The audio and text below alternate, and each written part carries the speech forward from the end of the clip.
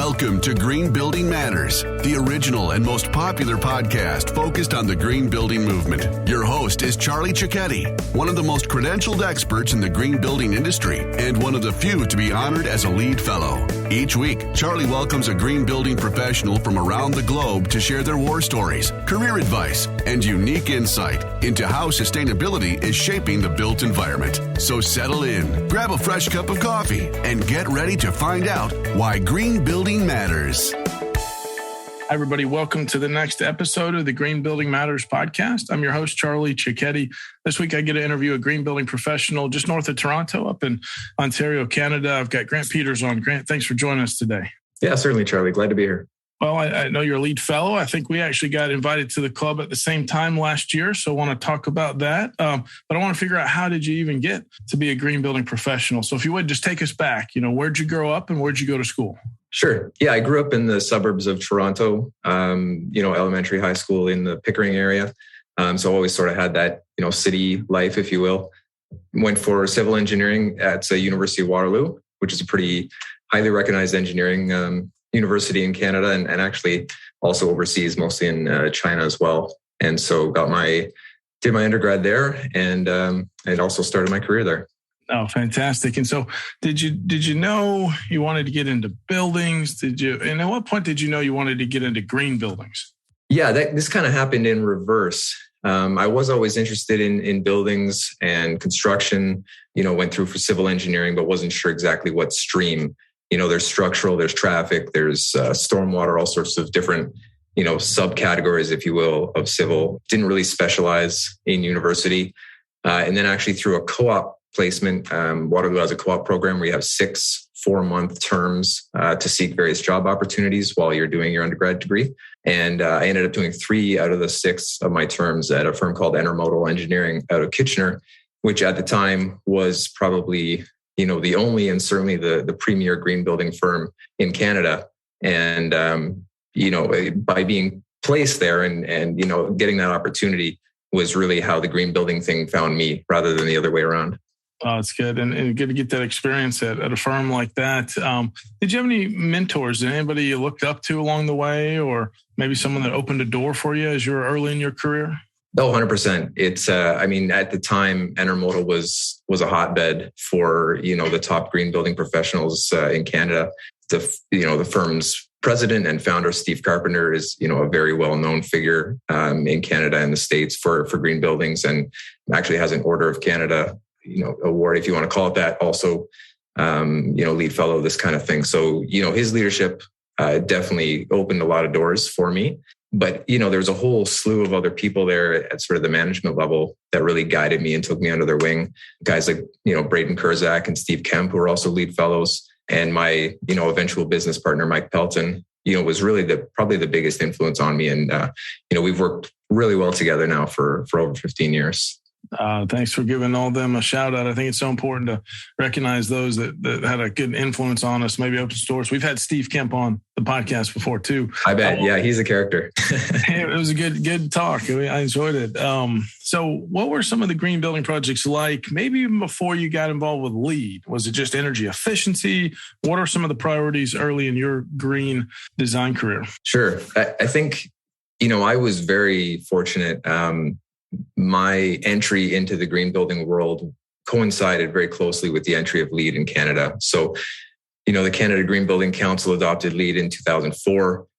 My co-op terms started in 2005. And so, Intermodal being one of those first firms that jumped on to that rating system and applying it, to projects in Ontario really coincided well. So I didn't know much of the green building world prior to LEED, but to me, it covered all the bases. It, was a very diverse rating system. It came with, a strong history. It'd been around for about 6 years in the States.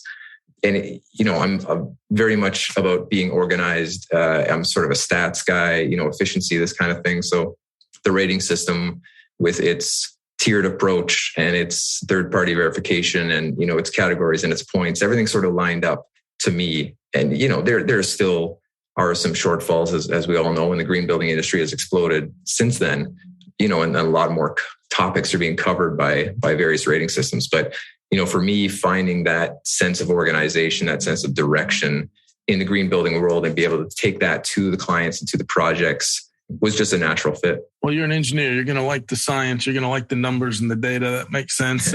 For those that don't know, we've got a lot of listeners, thankfully. Thank you to all the listeners every week that listen in to a green building professional that usually I get to interview somewhere in the world. How is it different with the Canadian CaGBC and LEED? Like, are you doing the same version of LEED we're doing here in the US? Is it slightly different? Can you just demystify that for us? Certainly. Yeah. And there's a history here. And I often have to walk people through it because they've heard of one version of it or another along the way. And, I think one of the strengths in my career has been able to keep track of the differences at any given time. I may have projects with 3 different rating systems going, and I don't just mean, say, existing buildings versus new construction. I mean 3 different new construction rating systems. So in Canada, Canada took the US system in 2004 and sort of modified it to the Canadian market, updated it with some more relevant energy standards and construction practices and that kind of thing. They came out with an addenda to that, which they call version 1.1. And that sort of lined up with version 2.2 for your US counterparts. And so we were running fairly parallel for a while. And then I was lucky enough actually to be helping in the development of LEED 2009 in Canada. And so that again mirrored 95% what the US standard was at the time, with some key differences to reflect our climate and energy needs and that kind of thing. So getting in on the ground floor on that rating system was another way that I was able to build up the knowledge of that rating system and be able to deliver it effectively to the clients. Since version 4, we were sort of in a tag along scenario. So the Canada Green Building Council didn't have the opportunity to update and modify that standard to the Canadian marketplace outside of some influence on some of the international compliance paths. And so at this point, we're running at 99% the same rating system as you guys are. Thanks for demystifying that. That's still got to be tough to juggle different rating systems. We recently had Green Build. I know there'll be some 4.1, LEED 4.1 tweaks. And so that's part of our job though, right? As consultants, or in your case, consulting engineers, just like, okay, we got to navigate it. We got to know what's going on, how best to apply it to our projects. So tell us about now 13 years at Fluent. So tell us about your firm. What kind of work do you do there? Sure. Most of what we do is LEED consulting and energy modeling. So, in Ontario, there is a requirement for larger buildings to have an energy model done as part of their code compliance, their permit procedure. So we do a lot of that. That's sort of the bread and butter, the stuff that pays the bills, if you will. But what really gets us up in the morning is those clients that want to go take it further, and they're pursuing LEED or WELL, or in Toronto, it has its own standard called the Toronto Green Standard. And it takes elements from these rating systems and applies it to every building that's built in the city. So, that was a big move. One of the, sort of big municipal moves in terms of mandating green building performance above code. As you know, code tries its best to catch up a little bit, but systems like LEED are always going to be ahead. If they're effective, they will remain ahead of the curve in that regard. So, we try and stay on that leading edge of the curve as well. And so, we have some really interesting LEED projects that we're working on. There's a lot of funding for net zero and zero carbon. The Canada Green Building Council has a zero carbon standard that's been out a couple of years now, which is fairly unique in the industry. And so there are a lot of projects pursuing that direction. And that sort of melds the green building with the energy performance when you start looking at the carbon piece. And so there's been a lot of municipal facilities, especially emergency, police and fire that pursue that type of performance. A lot of long-term care facilities are being built in Ontario. And certainly the pandemic has opened people's eyes to, that style of facility and the whole aging in place and, focusing on the elder and the seniors and those that need care. So a lot of those projects are hitting our plate recently, and they're fun to work on because they're buildings that people experience day in and day out, right? You come to an office, you leave an office, but if you're at a long-term care facility, you're there for the long haul. If you're in a fire hall, you're working really, really long shifts. And the more people interact with the building, to me, the more important it is for that building to be green. Well, I can tell you really enjoy your work, and those are great building types. And you're right. We need to really understand who it's influencing, even those visitors coming to see someone that's maybe in that long-term care. So it's great to hear about the net zero. In a little bit, I'll ask you more about what else do you think we should be reading up on, Grant. But let's just pause here for a minute and look back. Hey, what are you most proud of? What's on the kind of achievement list for you?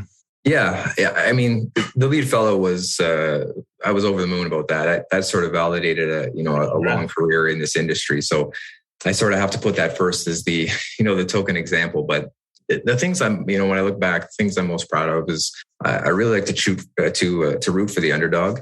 And, we've had some projects, clawing and scraping their way to get to LEED, and, not for lack of effort, but as you know, things in this industry can go sideways, and, construction can be difficult and budgets are tight. So, the projects that we really got a lot of buy-in from the client, they really wanted to do it. And we got them there as effectively as possible. And sometimes with some struggles along the way, but, finding those compliance paths that best suit a client, finding those measures that will improve the building, so you're not just point chasing. These are the things that, I think give the industry a very good name. And we obviously want to uphold the integrity of the industry so that more people will latch on and that kind of thing. So, as a specific example, when we have clients that don't necessarily know much about, never mind the green building industry, just the building industry in general. So we had 6 different Toyota dealerships that all pursued LEED, and most of them got gold. Wow. And this was a big move because the decision makers are salespeople. The people that own and run dealerships are not contractors. They're not developers. They're not architects. Getting them on board with LEED and what it represents and what it can do for them, and then seeing the results and how proud they were of those buildings. That was a good news story for sure. That's great. No, that's I wouldn't have guessed that. So I'm happy to hear that. It sounds like you do quite a bit of LEED work, probably some other rating systems too. So yeah, let's just get back to where we're at and maybe where we're going. But tell us a little more about what you've done. I know you're very active in your town. So tell us more about what's going on there. Is there some sustainability happening there locally? Can you speak to that? Sure.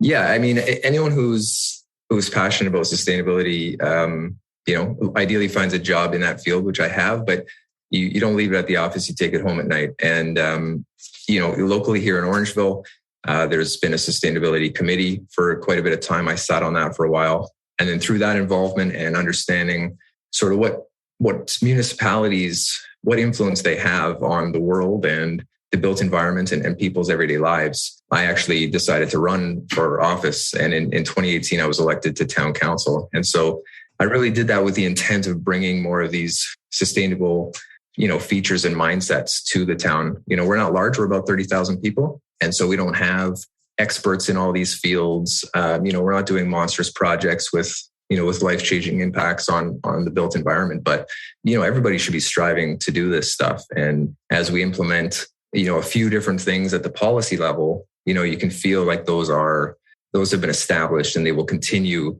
long after you or I are hanging around. So, to me, getting those policy level directions in place for a municipality is important. Whether your town is big or small, or, you're in a huge city or a rural area, there's always something you can do to drive the sustainable needle forward. Well, way to go, man. What was that like going through actually getting elected? I mean, putting yourself out like that. I guess you got to really believe in wanting to make some change and help your community. But it wasn't something I ever thought I would do. And I still get jokes about, being a politician, but I counter with, I'm not a politician. I'm a municipal decision maker. That's the spin I prefer to put on it, which I guess makes me a politician. But, I'm not there to rub elbows and be on TV and this kind of thing. I want to see good policy. I want to see the town move forward. They have a very large budget compared to, everyday people and households, right? The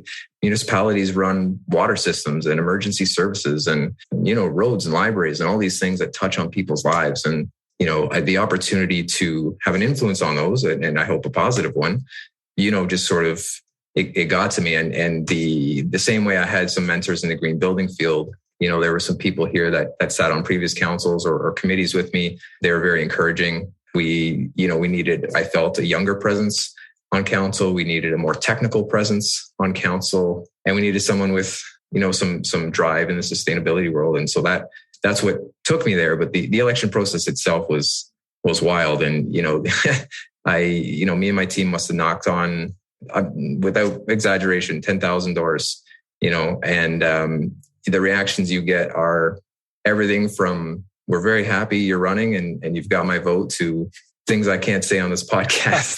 So, the number of stories, I generated more stories in 6 months there than I have in 15 years in the green building world, but they're more for stories over beers rather than stories over podcasts. Well, I look forward to doing that with you sometime soon. To the podcast listeners, I think Grant's volunteered a lot with the trade organizations, the Canada Green Building Council, but also here's the pro tip, put yourself out there, get involved in your community. And I really think that's great. You've done that, man. If I could just touch on one more thing there, another person I didn't mention that I used to work with, Michael Pires, he said, if you're not uncomfortable, on a fairly regular basis, you're probably not, making progress or enjoying your life. Like you have to, like you said, put yourself out there. And this was not something I was geared up to do at the time, but taking the plunge sometimes can be really rewarding. It's a great nugget in there. That's good. Well, let's get back to some of the green buildings now. What about healthy buildings too? So at Fluent, one clarifying question, does your team also do some design engineering work, or are you focused on the green building side of things? We're entirely on the green building side of things. At one point, there was some consideration of getting into design. We've done a little commissioning in the past, but where the industry needed the focus and where our internal personnel sort of shone best was on the energy modeling and consulting side, so green building side. So, one thing that we, I think, pride ourselves on is working very well with the design engineers and the architects. We have a very good rapport with a lot of really great firms in the area, a lot of mutual respect there. And that was one thing that was tough to overcome early in my career, being, getting into it so young and getting into, what might be considered an old field. If you consider engineering, a lot of guys had been around for a long time and didn't really want to listen to the young kid tell them, how they could improve their designs. But you get there over time and you need to have the confidence in yourself to make those recommendations and start those dialogues. And, a lot of them come around, and there's always a few that are, some stalwarts that don't want to change. But, as the industry changes, they're going to find themselves out of work eventually. You're right. So talk about healthy buildings for a minute, and then we'll talk about even past that in the future. I mean, obviously pandemic hits, it speeds up the need. Is this a healthy building or not? We're still trying to get out of this thing. What's going on with healthy buildings in your area? Yeah, everyone's kind of taken a different take on it. I'm sure you found this as well. And I think you can point to different milestones in history, right? Sick building syndrome came, and this is sort of a repeat of that. Buildings tightened up, and then they had poor ventilation. Then we had to look at, bringing in fresh air, and, we got to a point where we thought things were pretty healthy. And then the pandemic hits, and there's a new emphasis put on this stuff, and, different sanitizing methods, filtration and outdoor air, and increasing, ventilation capacity, stuff like this. So we see it most in the long-term care sector and the municipal sector, where, public health is a top priority. Not to say it's not in the private world, but, they have bigger shoes to fill in the public world, so to speak. And so, it's a bit haphazard because nobody knows exactly what the best solution is. Everyone just knows the solution has to be better than it was. And so, I don't think we've quite nailed it down. But there is a lot of talk about it, as you said, and operationally, there is a lot of talk about it. The new construction side, I don't think has been influenced quite as heavily by it, but certainly, mechanical systems and some of those design features that lend themselves to better cleaning later on in terms of surfaces and architectural finishes, stuff like that. That started to creep into the conversation. And, us being focused more on the energy side, we're going to have to strike that balance between, providing an abundance of fresh air and, really heavy filtration that increases fan power and, all these things that could harm the energy performance, obviously in the interest of health. And, some of the green building aspects become a bit conflicting in that way. But yeah, those are the issues we're trying to navigate at the moment. Yeah, no, we've got that energy and trade-off. Sometimes the air quality trade-off there too. So thanks for showing us that. Okay, now let's talk about the future. If you had a crystal ball, Grant, what's next? What should we be reading up on now?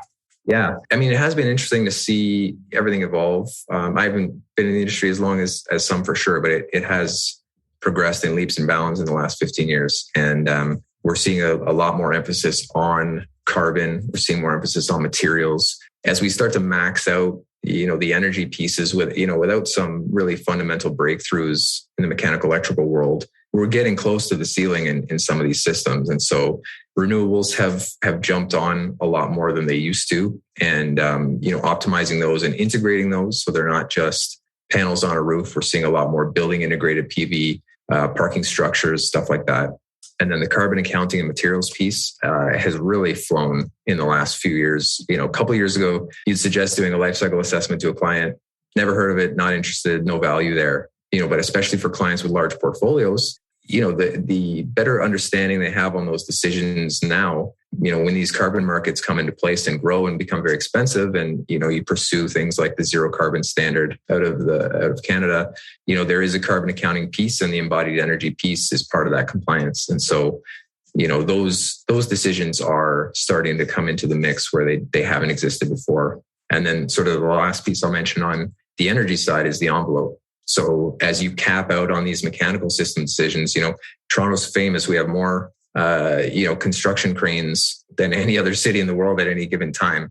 There are literally dozens and dozens of 40-story glass towers being built every day in Toronto. And, they have a certain look to them that the industry needs to get away from, in my opinion, right? The big glass pinnacle there. And as the energy efficiency piece becomes more relevant and carbon and, fossil fuel consumption becomes more expensive, the envelope really needs to be prioritized. And, we're starting to see those window to wall ratios come down. We're starting to see better details in spandrel sections and other, opaque assemblies. And the building science experts are starting to have their day and really come to be a key player at the table the same way, say a LEED consultant has 10 years ago, that, we started to get a serious spot in the design process. And now the building science world, I think, is experiencing that same progression.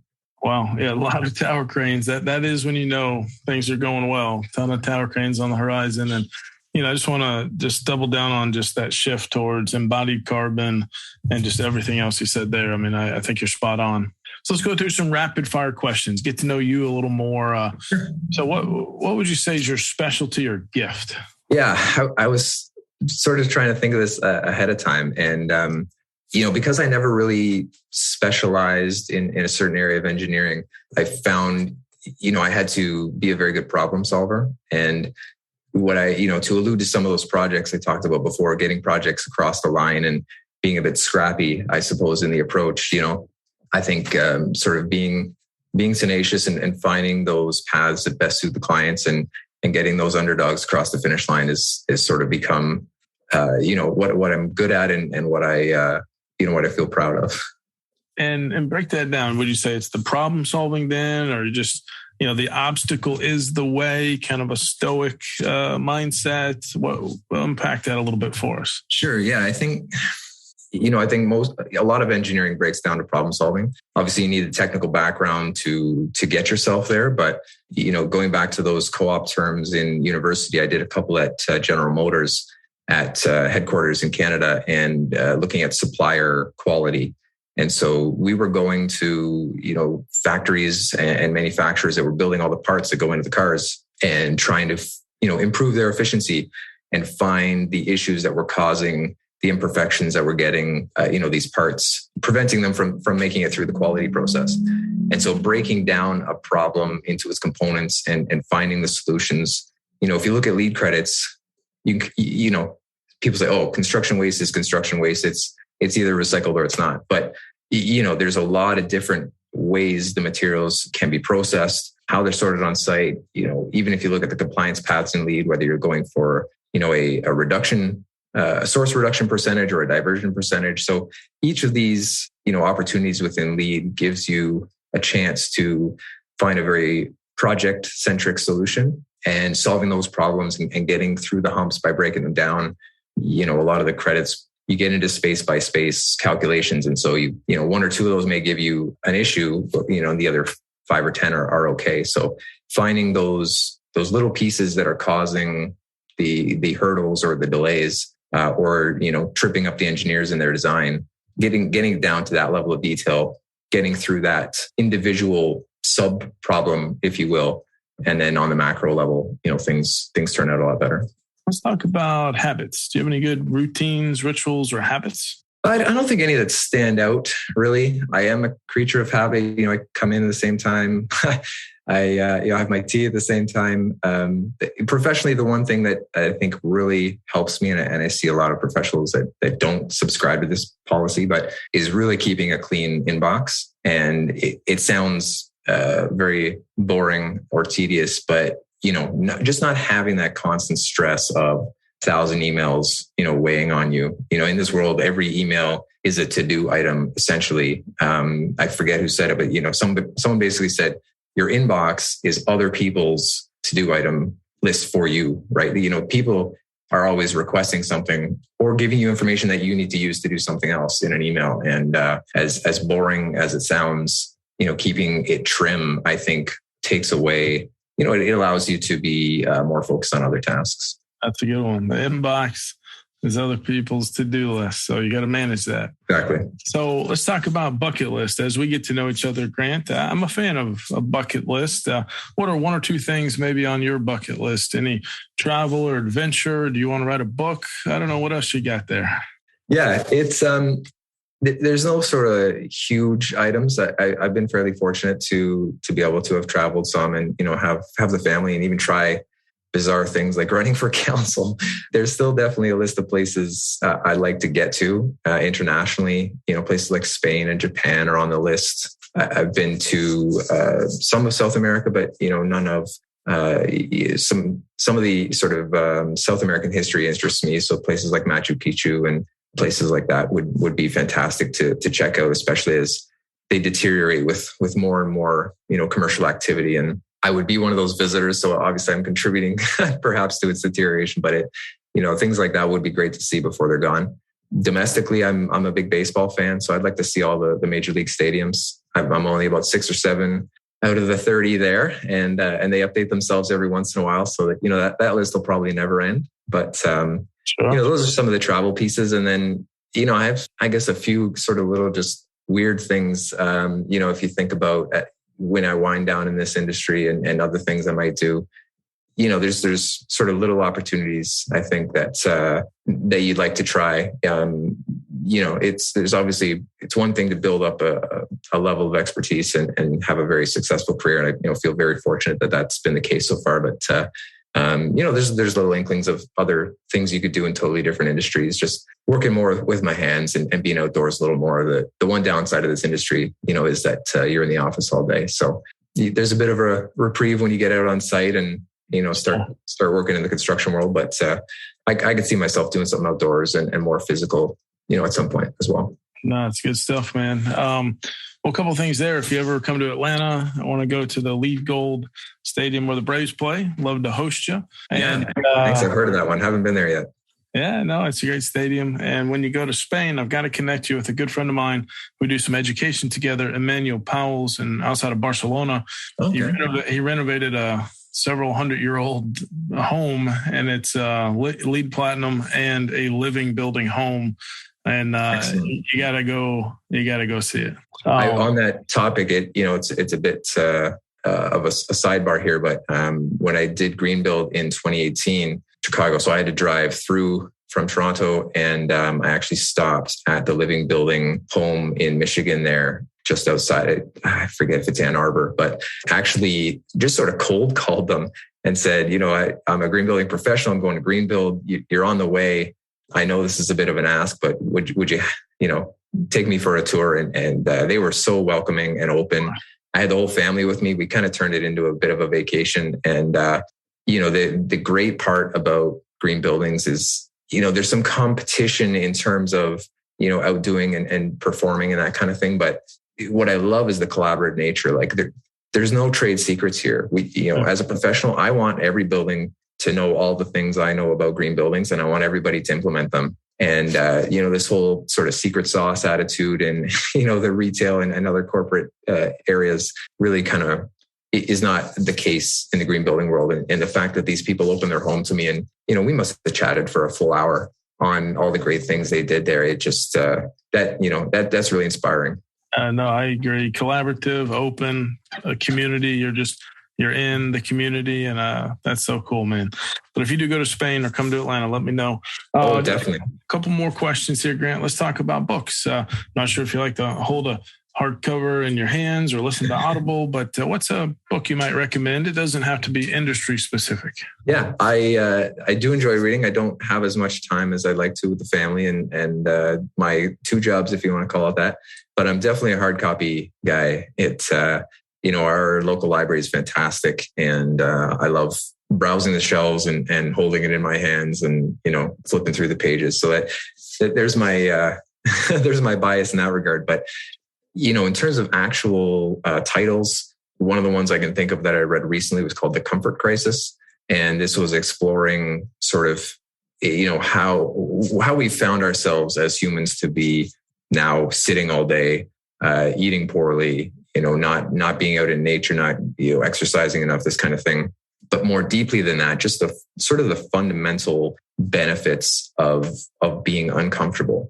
And I sort of mentioned this earlier from a mindset perspective, challenging yourself mentally and putting yourselves in some new situations. And this took it both, mentally and physically. And, it created a bit of a paradox because the green building world is very much about creating comfortable spaces and healthy spaces, which I still agree with, of course. But what the green building industry is trying to do is create comfort where comfort did not exist, right? We were in crappy chairs at crappy desks in crappy buildings. And, this is not necessarily what humans were meant to do physically, the way we're structured and our physiology, that kind of thing. So it was interesting to hear the perspectives of this guy who was not an expert in a field, but sort of just stumbled upon this topic and then put himself in some really unusual circumstances. He did a 30-day hunt up in Alaska with some guys that, of course, knew what they were doing because he wouldn't have lasted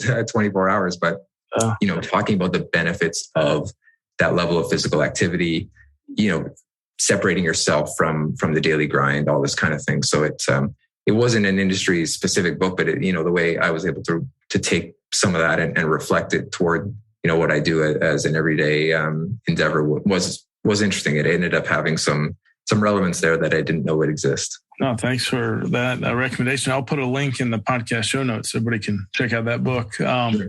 Grant, as we start to come to a close, two final questions. One, is there any career advice you wish you'd have heard a little earlier in your career?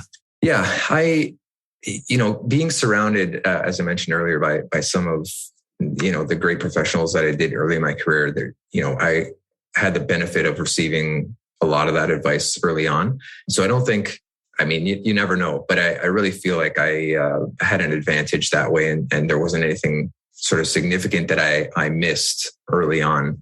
But, the advice I guess I have and that I try and live by as, an advocate for sustainability in general is just this sort of, I know people feel overwhelmed by the concept of sustainability and, all the conflicts that exist between what are considered sustainable principles and, should my food be local or should it be organic? Because sometimes you can't have it both ways, that kind of thing. It exists in the green building world we talked about, right? Do you have energy efficiency or do you have, indoor air quality? And, sometimes there are conflicts between them. But, I think the approach needs to be that you find those individual pieces that are important to you and you work on those without being overwhelmed by the large picture. And, this is true on a project by project basis, as much as it is in our sort of life decisions and our trajectory as people over the course of our lifetime. And, you can't solve all of the problems at once and certainly not all of the time. And finding those little wins along the way is important. And, that was kind of driven home early in the career when, you sit down at a meeting and everything gets rejected and you're not taken seriously and the project looked like, it's headed south, but the next week you're working with a different client that's very upbeat about the whole situation, or, is implementing great things that, went beyond your expectations, and finding those little wins along the way and building that momentum, both professionally and personally, is the way I've kept myself motivated. Oh, great advice. All right, let's say there's someone listening to this podcast and they are thinking of jumping into this green building movement. What words of encouragement do you have for them? Sure. And this is actually very relevant because I host a workshop at Western University every year for a master's program. It's just a little 2-day thing on the green building industry. But, these kids come from very diverse backgrounds. There could be forestry undergrads, there could be engineering, there could be social sciences. There's all sorts of different backgrounds that they come to this environmental master's program. And I dedicate a small portion of that to getting into the industry. And the really encouraging thing for me, especially in the last 5 years since I've been doing this workshop, is the number of opportunities have just blossomed incredibly. I don't want to put a number to it because I can't say, doubled, tripled, but, every firm out there, whether you're selling coffee or you're making cars or you're building buildings, is now tending towards this sustainability conversation. And, there are positions that didn't exist 5 or 10 years ago in every industry with respect to environmental performance. And some of them are just on reporting, and some of them are, more in depth on, say, the engineering or technical side. So regardless of whether you want to get into the building industry or not, I think the number of green opportunities, if you will, has grown so much that you can find a position to advance, the sustainability process and mindset. Specifically in the building industry, we're seeing things like WELL get a lot more attention. The zero carbon standard coming up. So as these metrics and more life cycle assessments are being done. So, I don't think the green building industry is ever going to be in a place where it wraps up and says, well, we've done everything we can, everyone's out of a job. There's no finish line. So in a good way, that means there's always opportunities for people to find their way in the industry and contribute. Obviously, a cynic would say we may never get to where we need to get, but I don't think that talk is relevant, because we're doing the best we can and we're trying to get there, wherever there might be. But there's a lot of ways to do it. And I think anyone who wants a green job, if you want to call it that, can find one. Man, that's good. I've really enjoyed our conversation today. To everybody, make sure you connect with Grant. This has been Grant Peters coming to us from Ontario. He's the manager of green building services at Fluent Group Consulting Engineers. He's a LEED fellow. And I really thank you for your time today. Yeah, thanks a lot, Charlie. It was fun. I just want to say thank you to our loyal listeners. We actually are celebrating over 1 year here on the Green Building Matters podcast. Me and the entire team were stoked and just so glad you continue to listen every Wednesday morning to a new interview with a green building professional here in this industry, or just some pro tips that we want to make sure that you are getting straight from us, straight to you. Thank you for listening to this episode of the Green Building Matters podcast. At GBES.com, our mission is to advance the green building movement through best-in-class education and encouragement. Remember, you can go to gbes.com/podcast for any notes and links that we mentioned in today's episode. And you can actually see the other episodes that have already been recorded with our amazing guests. Please tell your friends about this podcast. Tell your colleagues. And if you really enjoyed it, leave a positive review on iTunes. Thank you so much, and we'll see you on next week's episode.